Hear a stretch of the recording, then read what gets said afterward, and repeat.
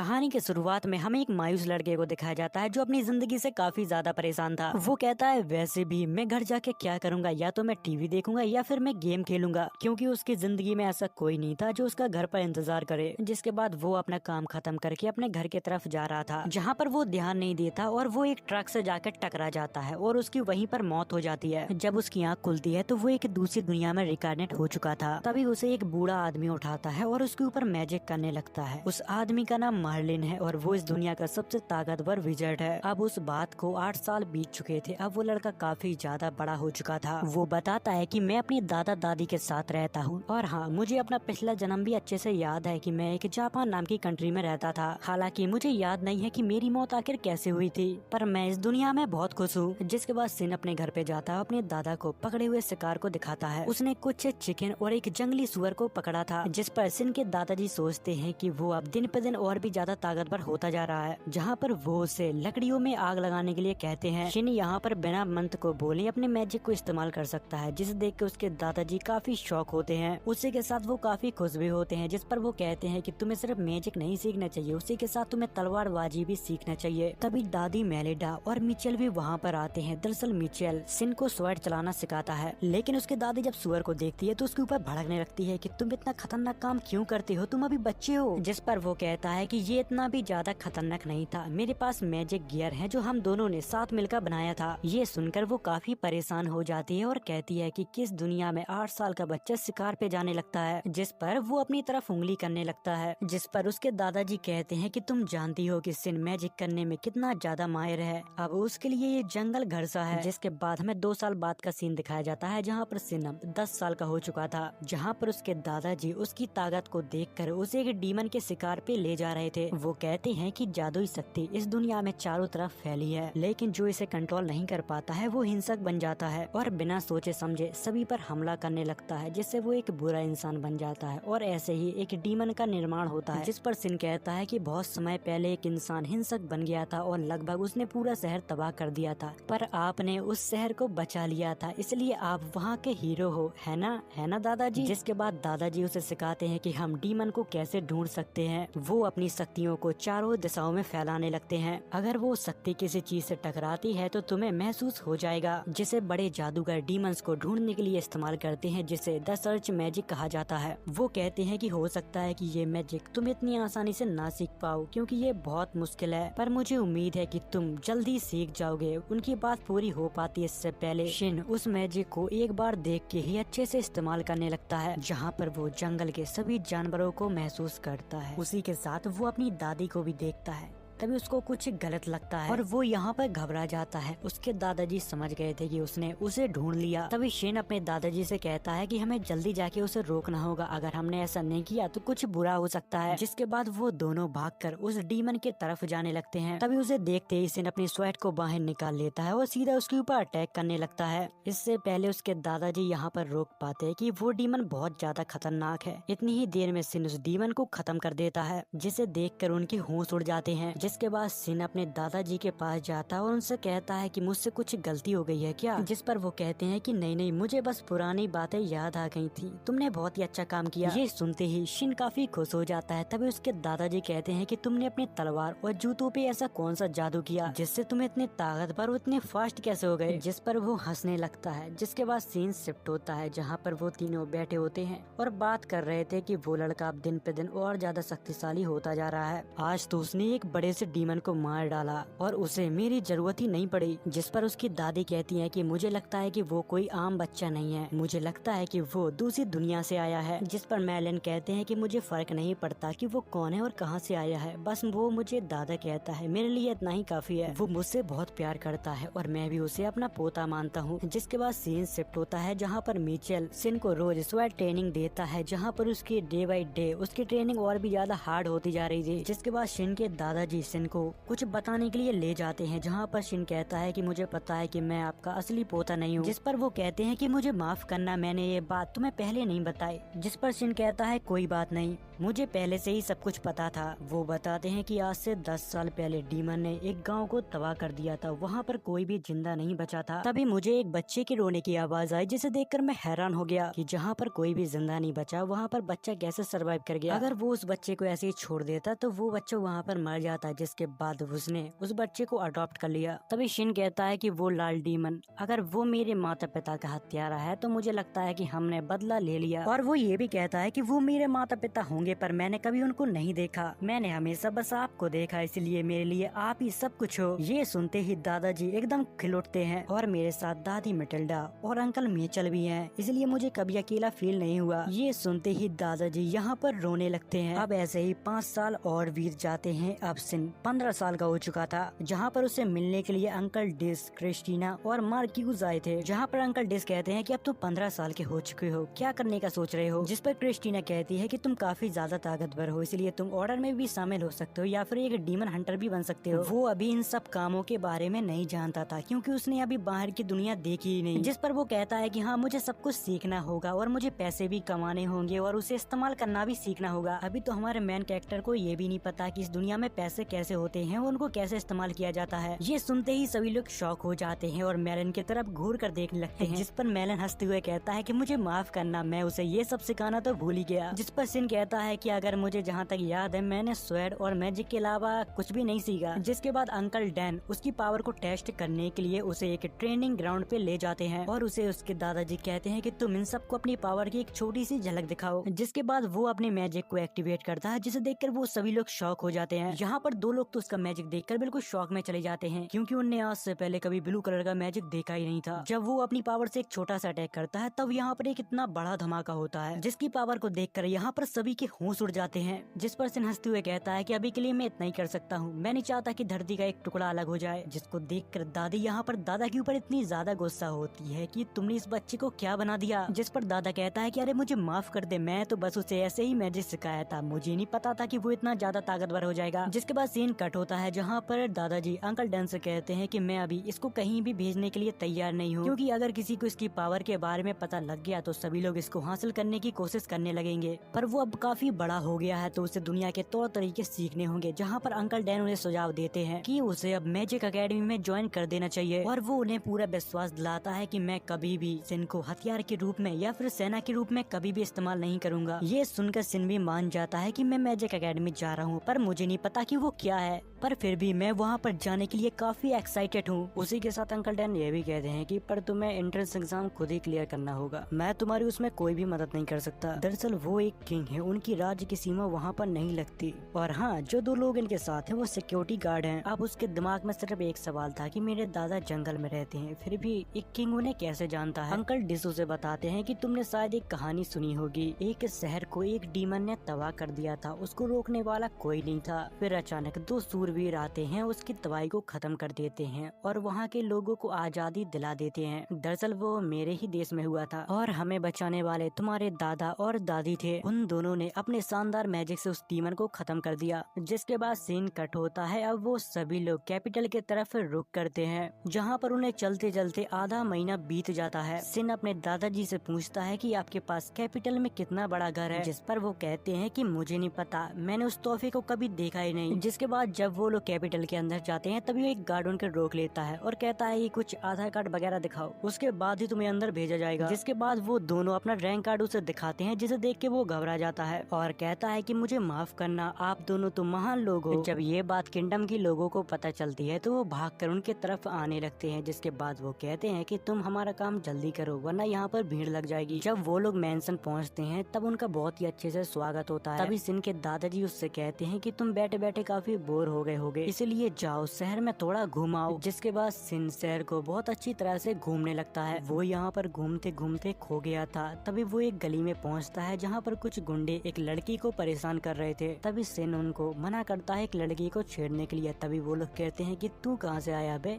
चल निकल यहाँ से, तू शायद जानता नहीं है कि हम लोग कितने खतरनाक हैं चूजे। जिसके बाद सिन उन लोगों को धोबी पछाड़ लगाने लगता है और कुछ सेकंड में ही उन सभी को साफ कर देता है। इतनी ही देर में यहाँ पर एक और लड़की आती है। वो सिन से कहती है कि शुक्रिया तुम्हारा हमें बचाने के लिए, जिसे देखकर सिन की होश उड़ जाते हैं और कहता है कि तुम कितनी ज्यादा क्यूट हो। जिसके बाद वो लोग अपना नाम बताते हैं कि मेरा नाम मारिया है और इसका नाम सिसली है। तभी मारिया कहती है कि हम उन्हें बहुत ही आसानी से हरा देते अगर हमने मैजिक इस्तेमाल किया होता। ये सुनते ही सिन उनसे पूछता है क्या तुम लोग मैजिक एकेडमी में स्टूडेंट हो? जिस पर वो लोग कहते हैं कि हाँ, हमने पिछले महीने ही एग्जाम दिया था। जिस पर वो कहता है कि मैं भी मैजिक एकेडमी में एडमिशन लेने वाला हूँ। जिस पर वो लोग कहते हैं कि हाँ, मुझे लगा कि तुम एक मैजिकल लेजेंड हो। अब उन सभी को एक ही एकेडमी में पढ़ना था, इसीलिए सिन उनकी तरफ दोस्ती का हाथ बढ़ाता है, जहाँ पर सिसली काफी ज्यादा शर्मा जाती है और मारिया उसे ये भी बताती है कि मैंने सुना है कि शहर में 2 लेजेंड आए हैं, मटिल्डा और मार्लिन। जिस पर सिन कहता है कि हाँ, सुना तो मैंने भी है और पता है उनका पोता एंट्रेंस एग्जाम देने वाला है। मुझे तो अभी से सब्र नहीं हो रहा, मैं कब उससे मिल पाऊंगी। जिसके बाद सिन यहाँ से उठकर चला जाता है। जिसके बाद हमें अगले दिन का सीन दिखाया जाता है, जहाँ पर सिन एंट्रेंस एग्जाम देने के लिए आता है। तभी जब वो अपने रोल नंबर चेक कर रहा था, तभी यहाँ पर एक लड़का आता है। वो उसको वहाँ से हटने के लिए कहता है। उसकी बातों से वो वहाँ का गुंडा लग रहा था। सिन को ये बात बिल्कुल अच्छी नहीं लगती, इसलिए पकड़ के वो उसका हाथ तोड़ने लगता है। जिस पर वो कहता है कि मेरा नाम कर्ट है, मैं बहुत बड़े घर का लड़का हूँ, मैं साले तुझे छोड़ूंगा नहीं। इतनी ही देर में यहाँ पर अगस्त नाम का एक लड़का आता है। वो उससे कहता है कि तुम ऐसे करके अपने परिवार की वैल्यू खराब कर रहे हो। जिसके बाद कर्ट उससे माफी मांगता है और यहाँ से चला जाता है। जिस पर सिन उससे कहता है कि अच्छा, तो तुम अंकल डिस के बेटे हो। जिसको सुनकर सभी लोग शॉक हो जाते हैं। यहाँ पर अगस्त हंसने लगता है और कहता है कि आज से पहले कभी भी किसी ने मुझे इस नाम से नहीं बुलाया, तो फिर हम लोग कजन हुए।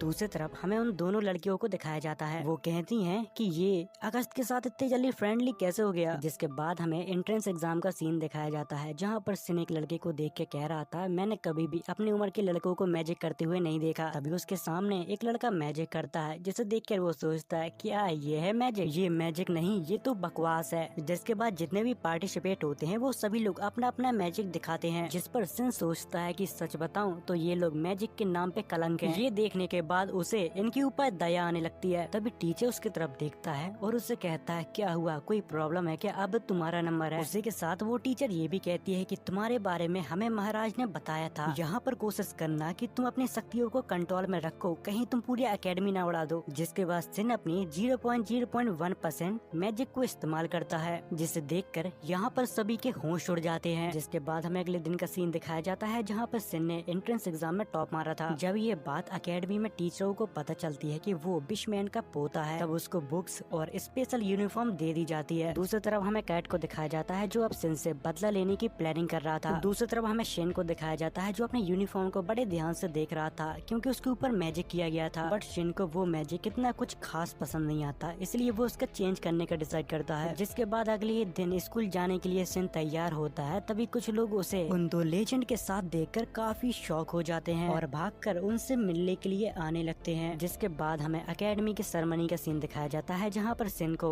स्पीच देनी थी, क्योंकि वो इस साल का टॉपर था। यहाँ पर बहुत बड़े बड़े लोग उसकी स्पीच सुनने के लिए आए थे। जब टीचर उसका नाम लेके बुलाते हैं, तब क्लास में सन्नाटा छा जाता है। यहाँ पर सबको पता चल जाता है कि वो विशमैन का पोता है। वो यहाँ पर एक बहुत अच्छी स्पीच देता है, सभी को वो अच्छी लगती है सिवाय एक के। उसको इससे बहुत ज्यादा जलन हो रही थी। स्पीच खत्म होने के बाद मारिया सिन के पास आती है और उसे अपनी परेशानी बताती है। दरअसल सिजली को कोई परेशान करता है। इतनी ही देर में यहाँ पर कर्ट आता है, जिसे देखकर सिजली यहाँ पर कांपने लगती है। कर्ट उसका हाथ पकड़ने की कोशिश करता है, लेकिन सिन उसे दूर कर देता है, जिसे देखकर वो समझ जाता है कि उसे परेशान करने वाला और कोई नहीं, वही बदतमीज लड़का है। वो अपने पिता के ओहदे का फायदा उठाता है और स्कूल में रैगिंग करता है। तभी हमें एक बड़े सीक्रेट के बारे में पता लगता है कि कर्ट ने उसे धमकाकर उससे जबरदस्ती एंगेजमेंट कर ली थी, बल्कि सिजली को ये बिल्कुल भी पसंद नहीं था। तभी सिजली कर्ट के मुंह पर एंगेजमेंट तोड़ देती है, जिस पर कर्ट हंसने लगता है और कहता है क्या तुम सच में ऐसा करना चाहती हो? तुम्हें पता है ना कि तुम्हारे पिता मेरे अंडर आते हैं, मैं चाहूँ तो उनके साथ कुछ भी करवा सकता हूँ। ये बात सुनकर सिजली यहाँ पर डर जाती है। इतनी ही देर में यहाँ पर अगस्त आ जाता है। वो उससे कहता है कि मैंने तुमसे कल क्या कहा था, शायद तुम मेरी बात भूल गए। दरअसल यहाँ पर कर्ट है, वो अगस्त से बहुत ज्यादा डरता है, इसलिए वो यहाँ से फिर से डरकर भाग जाता है। जिसके बाद सब कुछ नॉर्मल हो जाता है और शिन उनको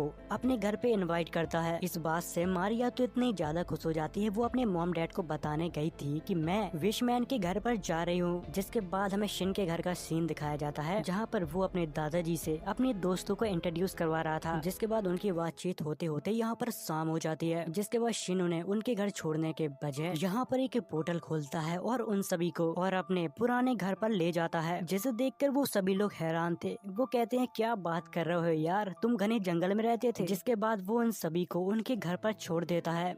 जिसके बाद हमें अगले दिन का सीन दिखाया जाता है, जहाँ पर वो लोग एकेडमी में आते हैं। जब यहाँ पर सभी बच्चे आ जाते हैं, इसके बाद यहाँ पर टीचर आते हैं। वो कहते हैं कि पहले मैं कुछ पढ़ा देता, उसके बाद तुम सभी को एकेडमी के बारे में बताऊंगा। जहाँ पर वो बताते हैं कि ये एक मेन गेट है, जहाँ पर बिल्डिंग को 2 भागों में बांटा गया है। जहाँ पर एक बिल्डिंग में उन्हें मैजिक सिखाया जाता है और दूसरे में मैजिक को प्रैक्टिकल करके दिखाया जाता है, और चाहो तो आप वहाँ पर फिजिकल ट्रेनिंग भी कर सकते हो। तभी यहाँ पर एक लड़की जिसका नाम एलिस है, वो सन से कहती है क्या तुम कोई ग्रुप ज्वाइन करने वाले हो क्या? जिस पर वो कहता है कि मैंने अभी इसके बारे में सोचा नहीं। तभी अगस्त कहता है रहने दो, तुम्हारे लेवल का कोई भी ग्रुप नहीं है यहाँ पर। और वो कहता है कि ऐसा क्यों नहीं करते कि तुम खुद एक नया ग्रुप बना लो। जिस पर टीचर्स भी उन्हें मंजूरी दे देते हैं। जहाँ पर अगस्त कहता है कि ये देखना काफी मजेदार होगा कि तुम किस तरह के ग्रुप बनाते हो। ये सुनते ही वहाँ पर जितने भी लोग होते हैं सभी लोग उसके ग्रुप में आना चाहते थे। तभी सिन टीचर से कहता है कि हम ग्रुप किस तरीके से बना सकते हैं और क्या होता है उसका प्रोसेस। बस 6 से ज्यादा लोगों को जोड़ना होगा और एक रिक्वेस्ट को डालना होगा, बाकी मैं सब कुछ संभाल लूंगा। तभी सिसिली कहती है कि अगर तुम एक नया ग्रुप बनाओगे तो हम दोनों का जोड़ना मत भूलना। तभी यहाँ पर थॉर नाम का लड़का कहता है कि अगर तुम ग्रुप के लीडर बनोगे तो वैसे में हमें क्या करना होगा। अब इतने सारे सवाल सुन के तो सिन का दिमाग ही घूमने लगता है। बट यहाँ पर उनके क्लासमेटों को सिर्फ ये चिंता थी कि हम ग्रुप का नाम क्या रखेंगे। तभी उसके क्लासमेट कहते हैं कि हम ग्रुप का नाम अल्टीमेट मैजिक स्टडी ग्रुप रखेंगे। बट यहाँ पर शिन को ये नाम बिल्कुल भी पसंद नहीं आया था, पर बाकी लोगों को ये नाम बहुत अच्छा लगा। जिसके बाद हमें अंकल डिस और कुछ लोगों को दिखाया जाता है, जहाँ पर वो लोग चर्चा कर रहे थे इन कुछ समय में डीमंस की जनसंख्या कुछ ज्यादा ही बढ़ रही है। अगर ऐसा कुछ है तो किंगडम में हादसे की खबर आने लगती, बट ऐसा कुछ भी नहीं हुआ। जिसके बाद वो डोमिनिक से पूछते हैं तो फिर इसका मतलब क्या है। जिस पर डोमिनिक कहता है कि उनकी जनसंख्या धीरे धीरे बढ़ रही है, पर मुझे ऐसा लग रहा है कि कोई उन्हें बना रहा है और ये कोई मामूली मामला नहीं है, हमें इसकी जड़ तक जाना होगा। जिसके बाद किंग उन सभी को इन्वेस्टिगेट करने के लिए कह देते हैं। जिसके बाद हमें कैट के डैड को दिखाया जाता है, जो कैट के ऊपर बहुत भड़कते हैं क्योंकि इस राजा ने उनकी शिकायत की थी क्योंकि स्कूल में वो बहुत ही गलत काम करता था। बट कैट यहाँ पर थोड़ा पागल और सरफरा टाइप का इंसान है। वो अपने डैड पर ही गुस्सा होने लगता है और कहता है कि मैं बड़े खानदान से हूँ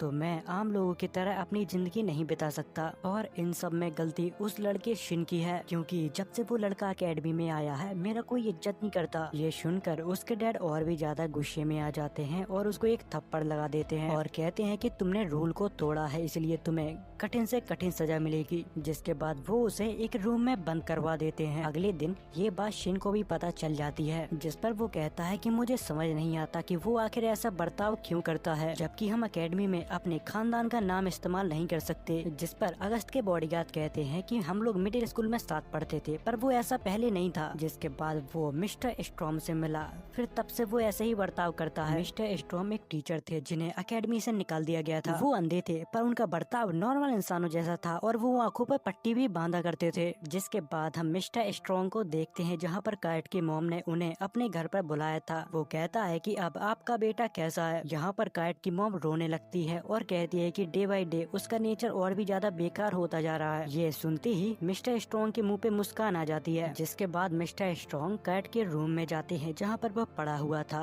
वो कहते हैं अरे देखो तो लोगों ने तुम्हारा क्या हाल कर दिया है, मैंने कहा था ना कि तुम स्पेशल हो, ये दुनिया तुम्हें नहीं समझ पाएगी। तभी यहाँ पर कैट कहता है कि मैं उस लड़की को हासिल नहीं कर पाया, मेरे रास्ते में वो लड़का आ गया था। जिसके बाद मिस्टर स्ट्रॉन्ग उसके ऊपर कुछ मैजिक करता है और उसे बदला लेने के लिए कहता है और यहाँ से चला जाता है। जिसके बाद सीन कैफे की तरफ शिफ्ट होता है, जहाँ पर अगस्त सिन से कहता है अब शायद तुम्हें सिसिली को घर पर छोड़ने नहीं जाना होगा क्योंकि कर्ट कमरे में लॉक है तो अब वो सेफ है। ये सुनते ही सिसिली यहाँ पर निराश हो जाती है। जिस पर सीन अगस्त से कहता है कि मुझे उसे घर छोड़ने में कोई दिक्कत नहीं है क्योंकि हम दोनों के घर एक ही रास्ते में पड़ते हैं। जिस पर सिसिली खुश हो जाती है और कहती है कि हाँ तुमने सही कहा, हम दोनों का घर एक ही रास्ते में पड़ते हैं तो हम दोनों साथ चला करेंगे। तभी उसके क्लासमेट उससे पूछते हैं क्या तुमने कभी डीमन का शिकार किया है, हमने तो मिडिल स्कूल बड़ी ही मुश्किल से पास किया था। जिस पर सिन कहता है कि हाँ मैंने एक डीमन को मारा था जब मैं 10 साल का था। ये सुनकर सभी के होश उड़ जाते हैं क्योंकि अभी तो वो अच्छे से मैजिक इस्तेमाल करना भी नहीं जानते,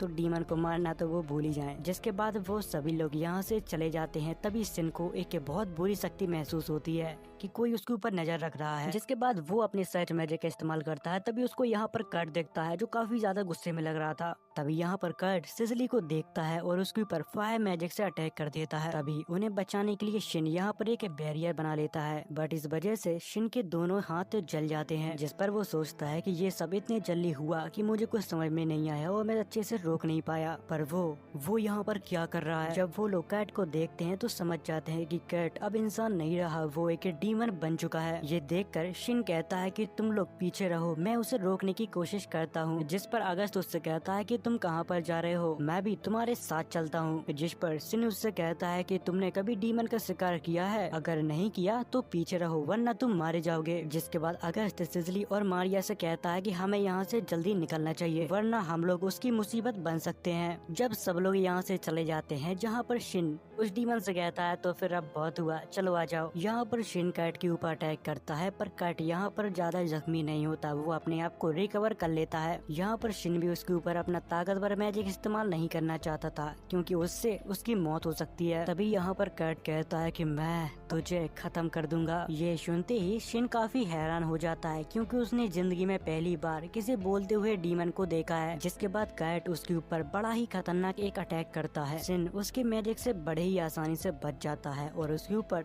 थंडर मैजिक का इस्तेमाल करता है। उस झटके से कैट यहाँ पर चीखने लगता है, जिसे देखकर शिन समझ जाता है कि वो अभी पूरी तरह से डीमन नहीं बना, तो मुझे उसे इंसान बनाने का रास्ता ढूंढना होगा। पर इससे भी वो कैट को ज्यादा देर तक नहीं रोक पाता। कैट थोड़ी देर बाद फिर से उसके ऊपर हमला करने लगता है, जिसके बाद वो अपनी पावर को इकट्ठा करने लगता है। उसका धमाका इतना बड़ा हो सकता है कि वो एक ही झटके में पूरी अकेडमी को उड़ा देगा, जिसे देखकर शिन भी काफी कंफ्यूज था कि मैं आखिर इसे किस तरह से रोकूं। अगर मैंने ज्यादा पावर इस्तेमाल कर ली तो इसकी जान भी जा सकती है। अब उसके पास कोई भी रास्ता नहीं बचा था, जिसके बाद वो अपनी स्वेट को बाहर निकालता है और कैट को खत्म कर देता है। कैट की मौत होने के बाद यहाँ पर शिन को बहुत बुरा लगने लगता है क्योंकि आज से पहले कभी भी उसने किसी भी इंसान को नहीं मारा। थोड़ी देर बाद यहाँ पर सभी लोग आते हैं। शिन उनसे कहता है कि मैं उसकी मदद करना चाहता था पर मेरे पास कोई और रास्ता नहीं था। जिस पर अगस्त कहता है कि अब से तुम्हारे लिए चीजें और भी ज्यादा मुश्किल होने वाली हैं। ये इतिहास में डीमन के दूसरी बार दिखाई देने वाली वारदात है। ये एक बड़ी बात है, इससे पूरा देश हिल सकता है। इतनी ही देर में यहाँ पर कुछ सोल्जर आते हैं। वो कहते हैं कि हमने सुना था कि यहाँ पर कोई डीमन देखा गया है। जिस पर अगस्त कहता है कि हाँ वो पड़ा है। ये सुनकर सोल्जरों का मुंह फट जाता है। उन्हें लगता है कि अगस्त इतना ताकतवर है कि उसने एक डीमन को खुद ही मार गिराया। पर इस पर अगस्त कहता है कि मेरी बात ध्यान से सुनो, इसे मैंने नहीं शिन ने उसको मारा है और वो बिशमैन का पोता है। ये सुनकर सभी सोल्जर खुश हो जाते हैं और कहते हैं कि ये हुई ना बिशमैन के पोते वाली बात। जिसके बाद हम मिस्टर स्ट्रॉन्ग को देखते हैं जहाँ पर वो कहते हैं कि हमारा एक्सपेरिमेंट कामयाब रहा और वो यहाँ पर सिन के ऊपर नजर रख रहे थे। तभी यहाँ पर अगस्त आता है। वो सिन से कहता है कि तुम यहाँ पर क्या कर रहे हो, सब ठीक है ना। पर वो इस बात से परेशान था कि आखिर वो डीमन कैसे बन गया। तभी थॉर नाम का लड़का कहता है कि जब पहली बार कोई डीमन बना था तो वो जादूगर बहुत ज्यादा ताकतवर था।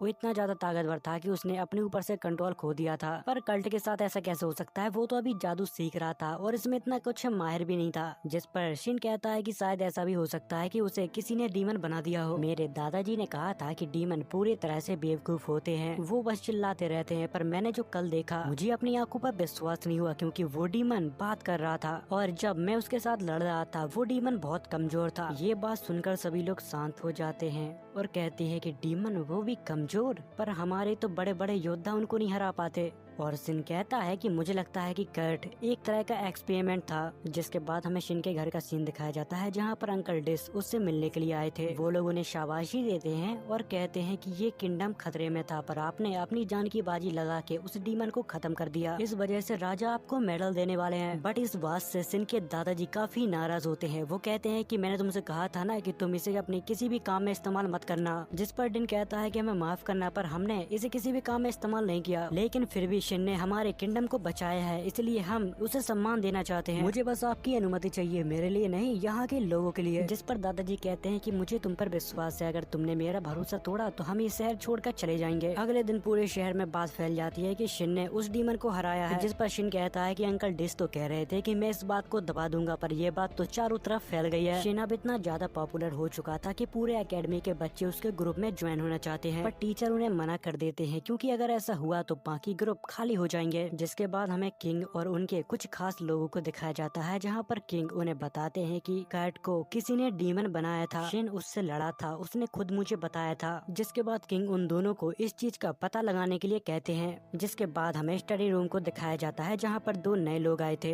तभी शिन उस लड़के से कहता है कि तो फिर तुम लोहार हो, मैं एक नया हथियार बनाने की सोच रहा था। जिस पर वो घबरा जाता और कहता है कि नहीं, तुम्हारी तलवार तो डीमन को हरा सकती है, मैं तो सिर्फ चाकू बनाना जानता हूँ, मैं अभी नौसिखिया हूँ, पर मुझे यकीन है कि मैं धीरे धीरे सीख जाऊंगा। जिस पर शिन उन्हें बताता है कि मैंने तो बस साधारण तलवार को इस्तेमाल किया था और मैंने बस उसमें कुछ मैजिक भर दिया था ताकि वो और भी ज्यादा ताकतवर हो जाए। जिसके बाद वो उसे एक तलवार देता है और कहता है कि मैं इसमें सुधार करवाना चाहता हूँ। तभी यहाँ पर एक यूरी नाम की लड़की कहती है कि मुझे लगता था कि मैं मैजिक को अच्छे से इस्तेमाल कर पाती हूँ, पर अब तुम्हें देख के मुझे लगता है कि मैंने अभी तक कुछ भी नहीं सीखा। जिस पर शिन कहता है कि तुम चाहो तो मैं दादाजी से तुम्हें सिखाने के लिए कह सकता हूँ। ये बात सुनते ही यूरी यहाँ पर बहुत खुश हो जाती है। जिसके बाद हमें दो इन्वेस्टिगेटर को दिखाया जाता है। वो दोनों मिस्टर स्ट्रॉन्ग के पास कुछ जांच पड़ताल करने के लिए आए थे, क्योंकि एक वही है जो कैट के डीमन बनने से पहले उससे मिलने के लिए गया था। जिस पर वो लोग कहते हैं कि हमें आपकी मदद चाहिए, क्योंकि कैट एक मॉन्स्टर बन गया था, इसलिए हम चाहते हैं कि आप हमारी थोड़ी मदद करें। जिसके बाद मिस्टर स्ट्रॉन्ग उनकी मदद करने के लिए मान जाते हैं। जिसके बाद हमें स्कूल कैफेटेरिया का सीन दिखाया जाता है, जहाँ पर शिन उस लड़के को बता रहा था कि मुझे आखिर किस तरह की स्वॉर्ड चाहिए, मुझे पतली तलवार चाहिए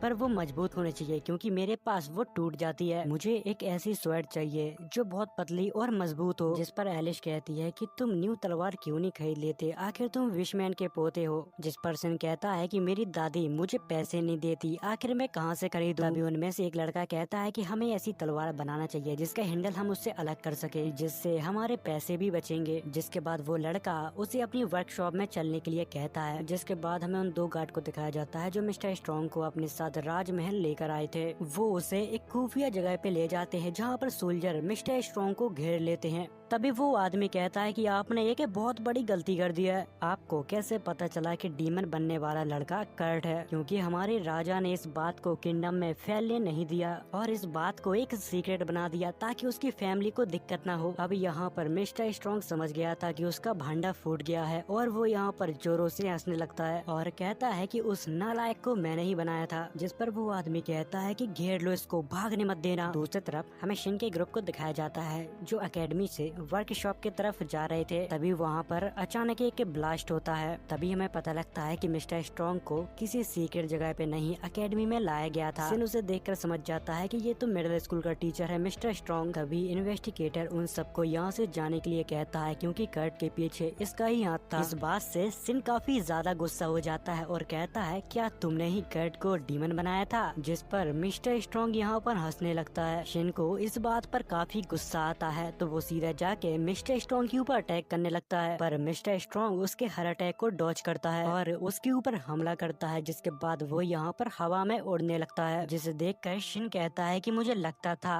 कि हवा में उड़ना नियम के खिलाफ है। जिसके बाद शिन भी हवा में उड़कर उसके ऊपर अटैक करता है, जिस अटैक से मिस्टर स्ट्रॉन्ग के आंखों पे बंधा हुआ मास्क टूट जाता है और उसकी आंखें दिखने लगती हैं, जो बिल्कुल रेड थी, जिसे देखकर लग रहा था कि वो एक डीमन है। तभी मिस्टर स्ट्रॉन्ग कहता है कि मैं अब इंसानों से काफी ऊपर आ चुका हूँ, इंसान मेरे लिए कीड़े मकोड़े हैं। जिस पर शिन कहता है कि तुम एक ऐसे डीमन हो जिसके अंदर की फीलिंग मर चुकी है, और वो सोचता है कि अगर मैंने इसको नहीं रोका तो ये इस शहर को तबाह भी कर सकता है और उसमें लाखों लोगों की जान भी जा सकती है। जिसके बाद उन दोनों की बैटल यहाँ पर और भी ज्यादा इंटेंस होती जा रही थी। तभी यहाँ पर शिन को थोड़ा सा समय मिलता है। शिन अपने खतरनाक मैजिक का उसके ऊपर इस्तेमाल करता है, जिससे यहाँ पर काफी बड़ा ब्लास्ट होता है। अब सबको लगता है कि मिस्टर स्ट्रॉन्ग शायद मर चुका है। शिन उसको कंफर्म करने के लिए अपने सर्च मैजिक का इस्तेमाल करता है, पर उसको कुछ भी नहीं मिलता, जिससे उसे लगता है कि शायद वो अब इस दुनिया में नहीं रहा। तभी यहाँ पर एक बूढ़ा आदमी आता है। वो शिन से कहता है कि तुम इतने उदास क्यों हो? क्या तुम्हें ये लगता है कि तुमने किसी इंसान को मार दिया? पर वो एक डीमन था, तुम्हें इसका शोक नहीं मनाना चाहिए। अगर ये बात नहीं है तो फिर तुम अपना सर उठाओ, क्योंकि तुम्हारे वजह से आज हम सभी जिंदा हैं। तभी यहाँ पर एक बूढ़ा आदमी आता है जिसको किंग ने ऑर्डर दिया था डीमन के बारे में पता लगाने के लिए। वो कहता है, जब तक हमें डीमन के बारे में पता लगा तब तक तुमने उसको खत्म कर दिया, तुम्हारा बहुत बहुत शुक्रिया। तभी वो लोग पूछते हैं कि आखिर तुमने ये कैसे कर लिया? जिस पर शिन कहता है कि मैंने बस सूरज की किरणों से ताकत ली और इस डीमन को यहाँ पर जला दिया। खैर, ऐसे लोगों को बताने से क्या फायदा, उनको कुछ समझ ही नहीं आएगा। जिसके बाद सीन शिफ्ट होता है जहाँ पर शिन की दादी मारिया को अपने पास बुलाती है और उससे पूछती है कि आखिर इन दोनों के बीच चल क्या रहा है, जिस पर वो कहती है कि मुझे पक्का तो नहीं पता, पर मैं इतना कह सकती हूँ कि वो शायद एक दूसरे को पसंद करते हैं। जिसके बाद शिन एक कट होता है। तभी अगस्त नोटिस करता है कि शिन थोड़ा मायूस है। तभी वो उससे पूछता है कि आखिर क्या हुआ है, जिस पर वो कहता है कि मुझे लगता है कि स्ट्रॉन्ग अभी भी जिंदा है। तुमने मेरे हीट मैजिक का असर जमीन पर देखा था ना, पर मैंने एक बार जब इसको जंगल में इस्तेमाल किया था तब ऐसे गड्ढे नहीं बने थे और कोई भी विस्फोट नहीं हुआ था। मुझे लगता है कि उसने ये धमाका करके हमें चकमा दे दिया है। जिस पर अगस्त कहता है कि अगर तुम्हारी बात सही है तो फिर तुम्हारे पास हथियार होना चाहिए, क्योंकि तुम्हारा उसका आमना सामना कभी भी हो सकता है, और जहाँ तक मुझे लगता है कि तुम्हारे अलावा उसको कोई भी नहीं हरा सकता। जिसके बाद वो लोग बीन वर्कशॉप पर जाते हैं जहाँ पर उनका एक दोस्त उसकी तलवार को और भी ज्यादा पतला करने वाला था। जहाँ पर इस लड़के का नाम मार्क है और उसके साथ जो लड़की है उसका नाम ओलिविया है। जिसके बाद मार्क अपने डैड को आवाज लगाता है जहाँ पर उसके डैड कहते हैं कि तू मुझे पिताजी मत कहा कर, शॉप में तू मुझे बॉस कहा कर। तभी वो आदमी अगस्त को देखता है, जिसे देखकर वो डर जाता है और कहता है कि अरे राजकुमार, आप यहाँ पर कैसे, आप बता देते तो मैं वहीं पर आ जाता। अगस्त कहता है कि कोई बात नहीं, मुझे अपने दोस्त के लिए एक तलवार बनवानी थी। जिस पर वो आदमी कहता है कि अरे इस बच्चे के लिए बनवानी है, मेरा मतलब इस नौजवान लड़के के लिए। जिस पर वो कहता है कि मैं शायद तुम्हारी मुलाकात करवाना भूल गया, ये है बिशमैन का पोता शिन। ये सुनते ही वो आदमी यहाँ पर घबरा जाता है और कहता है ये तो वही है जिसने डीमन को हराया था। इस लड़के के लिए हम तलवार क्या, हम अपनी जान भी दे सकते हैं। आखिर ये हमारे यहाँ का हीरो जो है। जिसके बाद हमें एक दूसरे एम्पायर को दिखाया जाता है जहाँ पर एक राजा के पास एक खबरी उसे बताता है कि हमारे दुश्मनों के ऊपर डीमन ने अटैक कर दिया है, जिस वजह से उनके राज्य में डर का माहौल है और ये खबर चारों तरफ फैल चुकी है। जिस पर वो खुश हो जाता है और कहता है कि यही मेरा मौका है उस किंगडम के ऊपर राज करने का।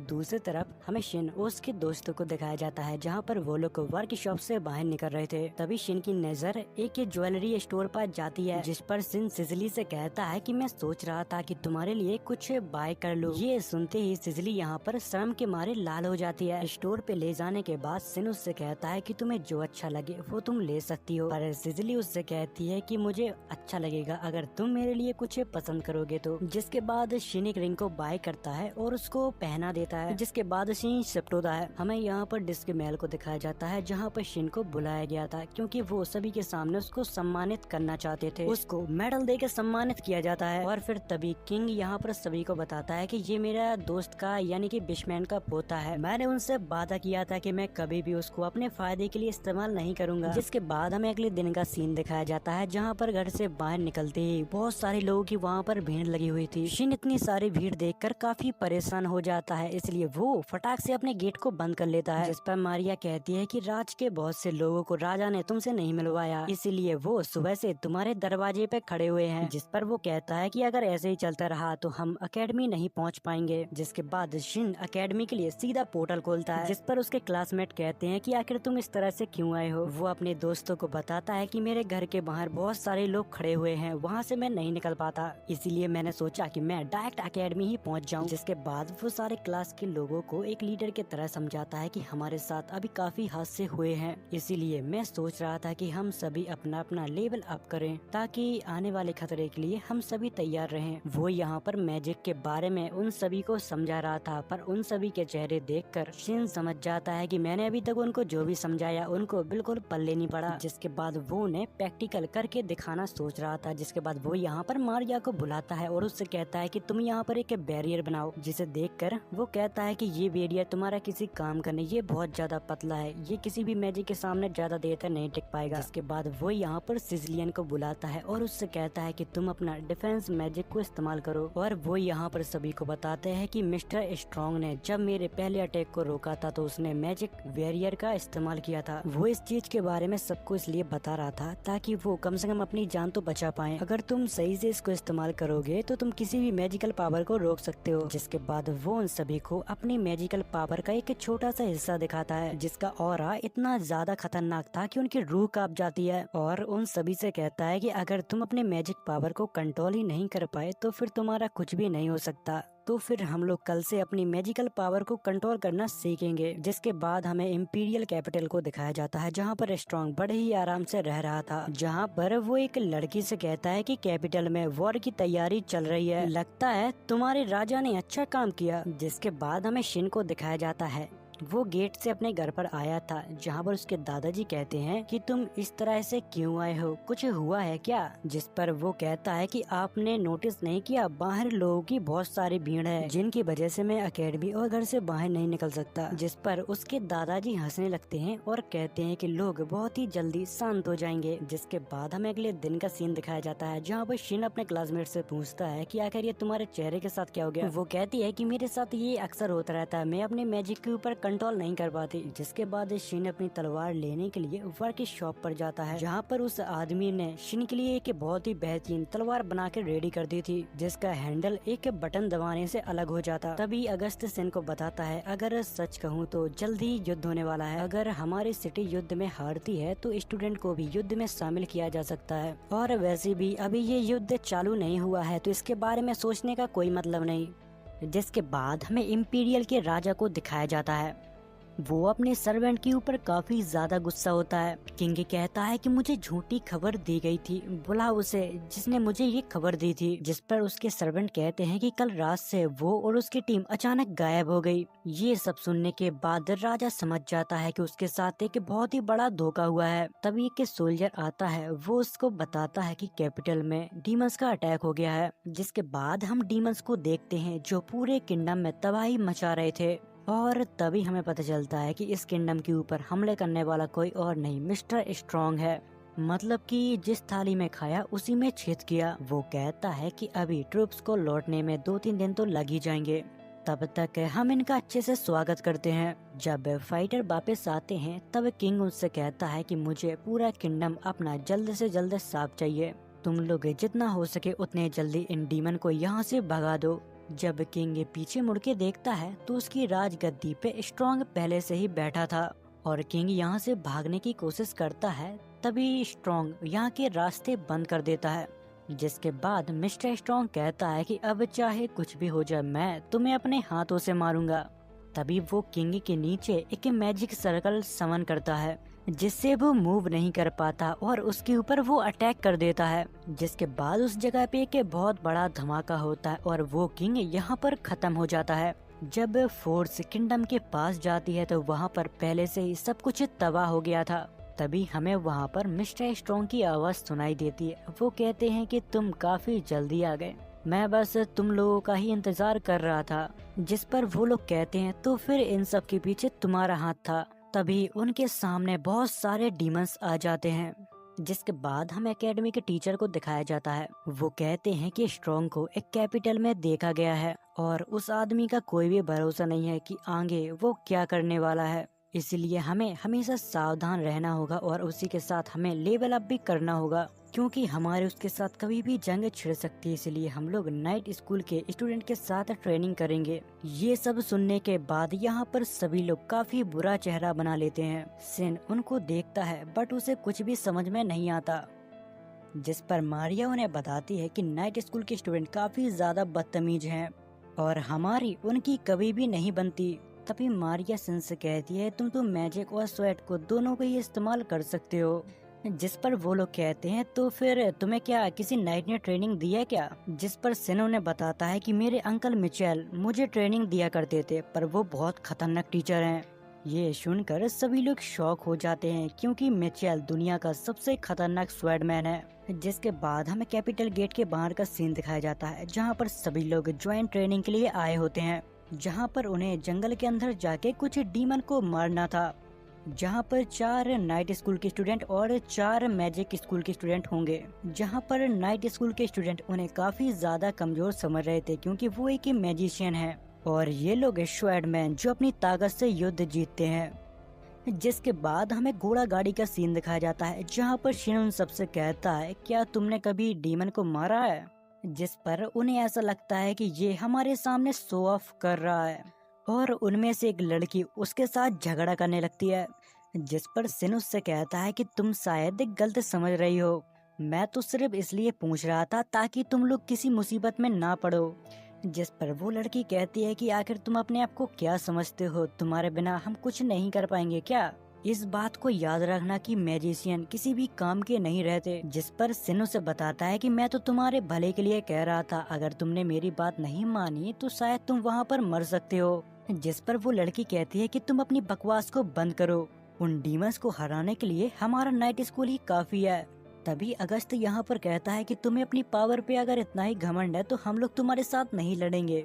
जिसके बाद जब वो लोग बीच जंगल में पहुँचते हैं, जहाँ पर उन्हें मार्क और क्रिस्टीना भी मिलते हैं जो कि उनकी ट्रेनिंग में मदद करने वाले हैं। जिसके बाद वो लोग अलग अलग टीम बना के अपनी जंगल के अंदर जा ही रहे होते हैं। तभी उन्हें सर्च मैजिक से डीमन का पता लगता है जो कि उनकी काफी पास था। तभी नाइट क्लब के ऊपर एक डीमन अटैक कर देता है, जिस पर वो लोग घमंड में कहते हैं कि हमें किसी की जरूरत नहीं है, हम वैसे भी अपनी ताकत से किसी भी डीमन को मार सकते हैं। फिर वो लोग डीमन को घेर के उसके ऊपर अटैक करते हैं, बट वो डीमन काफी ज्यादा स्ट्रॉन्ग था।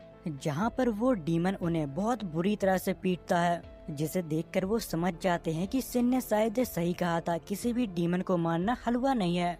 अब वो डीमन उन लोगों की जान लेने ही वाला था, तभी पीछे से सिन आता है और उस डीमन को खत्म कर देता है। जिसके बाद सिजली जितने भी लोग जख्मी होते हैं उन सभी को वहाँ पर आके हील करती है। बट जब वो लड़के सिजली को देखते हैं तो वो उसके पीछे पागल हो जाते हैं। और ये सब देख के शिन को काफी जेलस फील हो रहा था, क्योंकि वो लोग सिजली की काफी अच्छी तरह से खातिरदारी कर रहे थे। जिसके बाद थोड़ी देर बाद उनको यहाँ पर काफी सारे डीमन होने का एहसास होता है। तभी वहाँ पर कुछ और लोग भागकर आते हैं, वो उनको यहाँ से भागने के लिए कहते हैं, क्योंकि सामने हजारों की तादाद में डीमंस हैं जिन्हें देखकर वो भी डर जाते हैं। बट शिन के सामने कोई भी हो, वो कहाँ से डरने वाला था, और वो सभी को यहाँ से जाने के लिए कहता है और कहता है कि मैं सब कुछ संभाल लूंगा। जिस पर क्रिस्टीना कहती है कि तुम लोग शिन के पीछे ही रहना और उसका जलवा देखना। जिसके बाद शिन अपने मैजिक को एक्टिवेट करता है और अपनी पावर से एक ही झटके में सभी डीमन को खत्म कर देता है, जिस वजह से आधा जंगल साफ हो जाता है। तभी यहाँ पर वो लड़की आती है जो शिन के साथ झगड़ा कर रही थी, वो आके उससे माफी मांगती